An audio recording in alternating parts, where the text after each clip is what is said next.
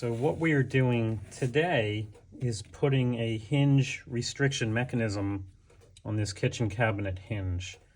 So the factory does make these hinge restrictor inserts that you can slip these little plastic things into the back of the hinge, and it can only open 86 degrees.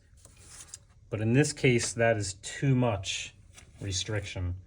So the other way you can do this is to have a chain screwed in between the two parts of the hinge that won't let it open any further. We're going to put the chain on the hinge itself so that it's all metal.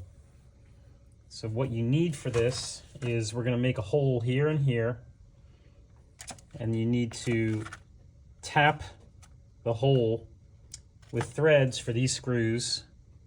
So it's a number 6 screw, 32 threads per inch. These are stainless, so it's not all that easy to get inside of it. Let's test it.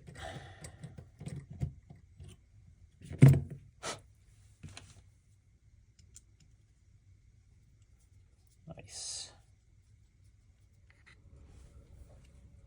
So we need exactly 8 links from hole to hole.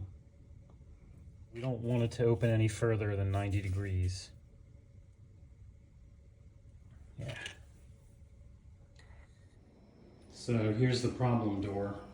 And we took this hinge out and we replaced it with a hinge that doesn't allow the door to open more than 90 degrees. So it doesn't hit here is the problem.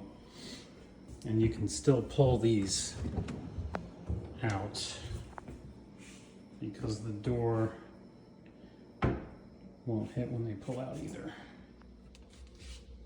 Here's the interior shot.